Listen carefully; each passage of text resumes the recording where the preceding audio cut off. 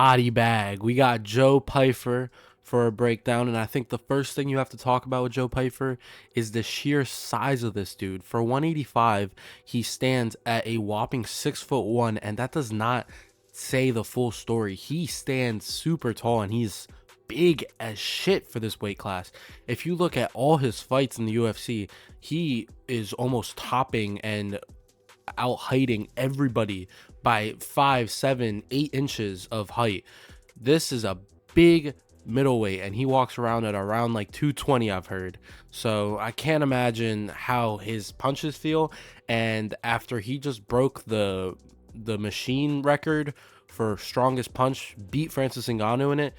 And Francis had gotten 129. We're trying to break Ngannou's record right now. I had already hit 4 times. 170. He must hit like a fucking truck. He comes from a good gym. That Marquez gym in Philadelphia with Sean Brady, Pat Sabatini, that is a great gym to come off of, because it's one of those gyms that it is not such a big gym that you won't get the attention, but it's not such a small gym that there's not enough talent for you. Joe Pyfer is in everyday war with these guys. Sean Brady is one of the better welterweights. Pat Sabatini is such a credentialed lightweight. This gym is just full of killers, and when you add Joe Pyfer in it, it really tells you how good Marquez is doing in that little Philadelphia third floor gym that he has going on. Team Balance is a very good gym, and obviously if you are from around the New Jersey area, the Philly area, that is one of the more premier gyms that you can go for and actually have some UFC level talent. Now, I think the first fight that you can go to is the fight that he was trying to get a contract against Osman Diaz, and he lets it known real quick how big he is, because he is throwing everything with so much intent and so much force. This is a guy that has broken the record for the power punch scale. I don't really like the whole power punch scale. I think it's a little bullshit, but there is a number, and he is the highest of that number, and there's been heavyweights hitting that number, and a 185er broke the record. And what he liked to do in that match, he accepted Osman's pressure, and every single thing that Osman would throw, he would almost throw a check hook or check rear hook to almost keep Osman at a certain range that Pyfer liked. And that ended up with the finishing sequence that you did see, where he did lure him into the lead hook. And that is one of the punches that Joe Pyfer loves to throw. The lead hook is a sniper. It is a power punch. It can also be a defensive mechanism that he does use, that he ended up using against Diaz the whole fight until the eventual finish, where he did lure him in with a 2 so he can throw the check hook. Another one of Joe Pyfer's favorite moves, there's 2 of them that you really see throughout the rest of his UFC career, his UFC tenure, is the calf kick and the jab. Now, that calf kick is very sneaky. He doesn't throw it too often, but when it does, he does land it with vicious intent, and you can see the look on people's faces when he does get the kick through. He has a nasty calf kick. He gets really low somehow to it. Given how tall and straight he is, it's very interesting to see how low he does get to that calf. And also that jab. That jab, he likes to poke it out there, and his jab is almost a starter to his power punches. Every single fight I saw in the UFC and the Contender Series fights, there was not a single power punch that landed that wasn't followed up with either a jab or some sort of lead hand move. Every single time that Pyfer would load up with just the rear hand, it usually went nowhere, or unless he was trying to finish the fight, that's when it went somewhere. But other than that, there was always a jab. There was always a 1-2 or a 1 overhand or a 1 uppercut or a 1 to the body. It always starts with that 1 because of how poppy he does get that jab going. And you see that a lot in the Diaz fight, where he just lets the jab fly, and it does create a lot of issues for Diaz that ended up getting him so frustrated that he decided to lunge in with a 2, and that's how the finishing sequence did happen. In this fight as well, we did see the grappling credentials of Joe Pyfer. He's not just a power puncher. He is very, very technical on the ground. And one thing that he loves doing that I noticed was he liked to dip down to hooks for his takedowns. Almost every takedown that I've seen in those 4 fights of Diaz, Alan Amandovsky, we'll get to those, GM3, Abdullah Razak Al Hassan, sorry. Everything came through that shot, and that shot came through a hook that he ended up ducking under. So that is definitely one of the more easier entries that Joe Pyfer can do. And given the size and the actual athletic ability that he does have, it is a very good takedown for him to do. He does present very good pressure on top. I mean, that whole fight against Diaz, before he got reversed, he was really pressuring. He was almost on his toes the whole time he was on top. And he likes to look for these power submissions, like an arm triangle, like an RNC, the submissions that really need a squeeze, not more of a pull, not more of a tug or a crank. He's looking for submissions that is a lot more of a flex, if you know what I'm saying.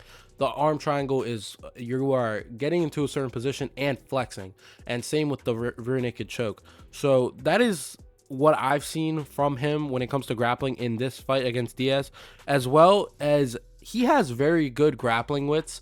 And you see that in the 3 minute to 3 at the end of the 3 minute mark, where the arm triangle did not go through, and you can see Diaz was about to turn to his back, and instantly Joe Pyfer went for the back and got his hooks in. Now, that is not something you can train. You can't train grappling wits. You can't train grappling IQ. And that's what Joe Pyfer has on top of the vicious power that he does present. Now, we haven't seen too much of Joe Pyfer on the ground when it comes to him being on bottom, but this Diaz fight did show that he does have a very good knee shield and a very good push from that knee shield that can allow him to get up. We go to the Joe Pyfer Amandovski fight, his first fight in the UFC, and for the amount of pressure he does have, because he was a very big prospect coming in, he was very smart with his pressure. He was very smart with the shot selection. You almost saw a teep. You saw some low kicks, and a lot of his punches, except that one like winging overhand, was all set up. He was setting up his power punches. He was trying to get the reads going for Amandovski, and Amandovski allowed him to pressure, which I think is the worst idea when you have Joe Pyfer in front of you. Joe Pyfer, with the MMA background that he does have, the takedowns and the power punches that he does have, it would be much more preferred from what I've seen to pressure Joe Pyfer, because when Joe Pyfer is pressured, we do see some glimpses of defensive mistakes. He will like to dip his head or lean back and then dip his head, which if someone can catch on to the reads of the head movement, it could end up leading with a knee or an uppercut or some follow-up punches.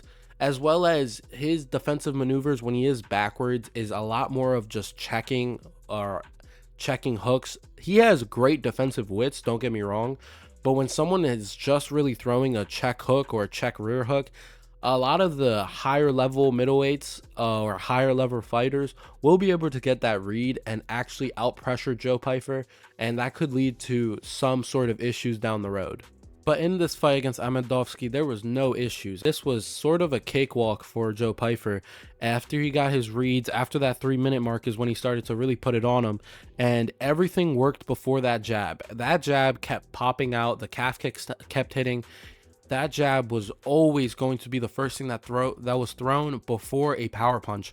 And you saw that in the finishing sequence where it wasn't a jab, but he made Amandovski respect the jab so much that just a little feint of a lead uppercut or a lead hand movement got Amandovski to move, and that's when that 2 came right over Amandovski's guard, knocking him clean out. That is next level power if you can put 185ers to sleep. The way that Amandovski looked on the ground, when he looked back up at Joe Pyfer, he looked gone. He did not know what world he was in. And I think this is a very big tale of, can Joe Pyfer do this in the higher divisions, in the higher rankings? And in my opinion, I think so. I think the grappling and the power that he does present will lead to sort of issues with the top 5 of the middleweight division. And given the fact that the middleweight division doesn't have that great when it comes to big oversized strikers other than Izzy, I can see Joe Pyfer really going far in this division. Now, when Joe Pyfer is against a southpaw, like we saw against GM3, he does love to hand trap. And that is a very good thing when you do have a poppy jab and when you do have a reach advantage. The hand trapping to jabs can very well work with Joe Pyfer, given the size that he has and how he does like to pop the jab. And once again, in this fight, we see what I like to call smart pressure. It is pressure that is not overwinging, you're not brawling, but you are letting it known that the cage is slowly being cut and you really have nowhere else to go. Joe Pyfer does that really well. Another guy that does it really well that he's no longer fighting is Darren Till. Darren Till did it beautifully, where he would make it known that stuff is coming, so you need to back up, and that would cut the cage slowly but surely. And once again, in the finishing sequence against GM3, the big power punch came right before the jab. This is MMA 101. This is kickboxing, boxing 101. He likes to throw everything behind the jab because it's a good masking tool. If you have that jab in front of you, you're going to be worried about the jab, especially if he's been popping it out to you the whole fight. If the jab is constantly being popped out, at some point, you're going to read the rear hand. But if the jab keeps getting popped out, you have no idea what the timing is. And so Joe Pyfer really messes up with GM3's timing, and you can see that in the finishing sequence when he does get GM3 to react to the jab, and then that's when the two came in, or the overhand. It was like in between the two, and instantly Jeremy Sharp fell, and he did not even try to grapple. He immediately just was worried about his head. Usually GM3 is very good when it comes to getting hurt and staying alive, staying in that sort of heat of battle. But this time with Joe Pyfer, he was so out of his wits that he couldn't wrestle. He couldn't defensively wrestle and get his lights back on, given the fact that Joe Pyfer is just such a hard puncher to get hit by. Now, Joe Pyfer might be the only person in all my breakdowns that I can get through every fight that he's been in the UFC because of how quickly these fights are.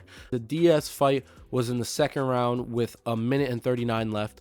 Amandovsky was the first round with 3 minutes and 55 seconds left. GM3 was the first round with 3:15. Abdul Razak Al Hassan, the fight that I'm about to get to, is round 2, 2:05. And Joe Pyfer, although he is finishing these fights quickly, there is a slight scare to his gas tank, and you see that in the Abdul Al Hassan fight. Before the finish, although Joe did not look super dead, super tired, you could see that there was a little bit of a tire to him. But when you look at the pace of this fight, it kind of does make sense. Joe Pyfer does like to blow his load very quickly, and you can see that he doesn't really pace himself too often, and when he does, he's trying to go for finishes. He is a finisher. He says it on the JRE podcast. He is trying to finish you. He is not trying to take you to a decision. He is going to try to kill you. And it shows in his offensive grappling. At the very start against Abdul, he is blast doubling Abdul right to the cage instantly, getting Abdul to react to different things. Joe Pyfer is a power puncher. We saw his last 3 fights. If I was Abdul's corner, we saw his last 3 fights all end by TKO or KO. You would think that, yes, he's going to try to brawl with me as well. That takedown completely changed what Abdul was probably thinking at that time. And back to the pacing, you see Joe Pyfer does these takedowns that aren't really necessary when it does come to how explosive he is. He is running the pipe. He is picking Abdul up when he could easily just knee tap him and he gets the takedown, but he doesn't get that, which I can understand because Joe Pyfer is running through house. That is something that is very warranted. Joe Pyfer is the athlete that is able to do that. I am just scared as a Joe Pyfer fan for when it's 5 rounds and the person's still there in the 4th and 5th. I'm very scared of what is Joe Pyfer's cardio. You see once again that he does love the sort of flexing submission moves like the rear naked choke, like the arm triangle that he did get in the fight against Abdul that ended up finishing the fight. Now, Abdul is a switch stance fighter, but when he is in southpaw, I'm starting to see a evolution when it does come to Joe Pyfer's kicks. Joe Pyfer at the start really did not throw any kicks other than maybe calf kicks here and there. Against Abdul, when Abdul went southpaw, you saw a lot of body kicks and you saw a lot of head kicks towards that side. And then when Abdul went to orthodox, the calf kicks started showing up.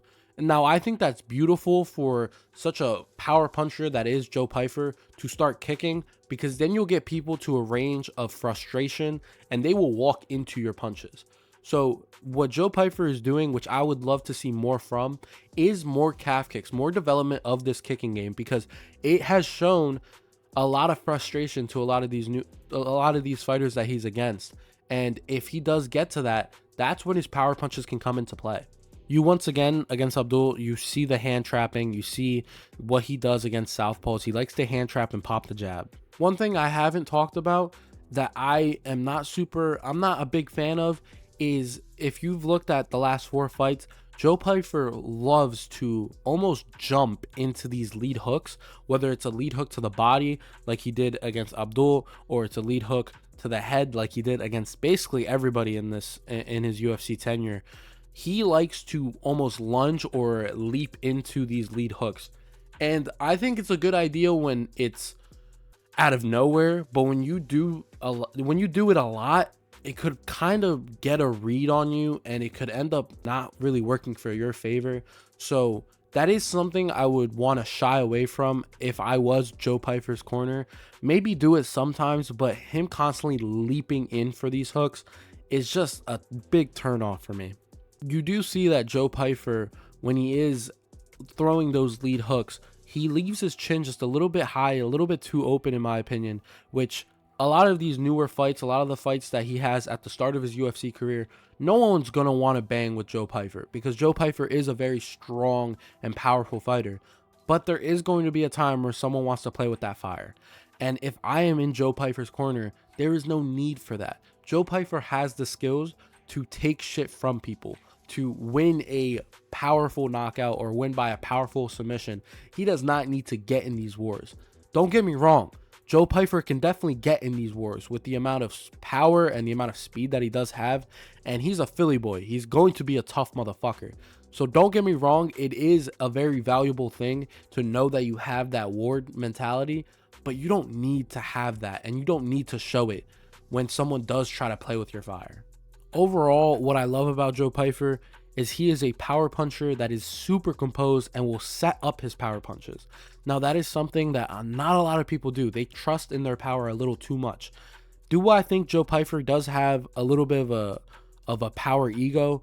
A tiny bit. Sometimes he throws out some winging things that just makes no sense, but a lot of the times he is setting everything up for that power hand, which I love. He sets everything up with that power hand, with his lead hand, with the jab, with any sort of lead hook.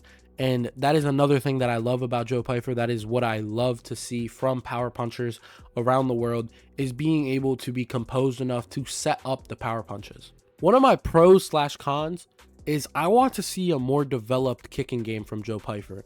Now, I'm not asking for spinning wheel shit. I'm not asking for high kicks, but the fact that you can develop a calf kick with the amount of power that you do have, you could get people to stand right in front of you, and they will end up trying to go to war with you, and you will be 10 plays ahead of them, that you can get an easy knockout. I think a calf kick in Joe Pyfer's game will make him lethal in this middleweight division. Now, my cons, or what I really don't like about Joe Pyfer, is he does have a tiny bit of issues with calf kicks. He doesn't really eat them properly. He doesn't really check them.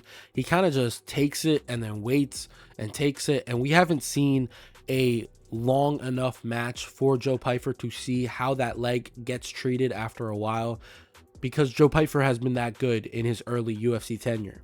As well, when he does get pressured, I see that he will like to lean back and dip down, which I have already talked about. That can lead to horrible tendencies, and that can lead to someone as talented as maybe a Jared Cannonier or a Sean Strickland to be able to chain up certain combos and get Pyfer on the back foot for the rest of the fight. I think Pyfer has a little brawl mentality to him, which can help. But I would love to see maybe a parrying or a circling, instead kind of planting your feet and moving your head, and especially dipping down. That is never a good look. And last but not least, which is not even really that con, because we don't know how Joe Pyfer is in the deep rounds, but that Abdul fight did scare me when he did blow his tank a tiny bit too much. You can see a little bit of heavy breathing. Now, he is going to continue to tear on people and everything, but it is very interesting to see how he is in a 5-round main event, see if he does pace himself to a certain degree. And we are going to see that against his fight this week against Jack Hermanson. Jack Hermanson is not someone that you can put out easily, so this might go to a 5-round or a 4 or a 3. This might be one of the more longer Joe Pyfer fights, and it's interesting to see how his cardio will be in the later rounds. Guys, let me know what you think about this video. Let me know what you guys think about Joe Pyfer. Is he the future of the middleweight division? It's been Santi. It's been Studs.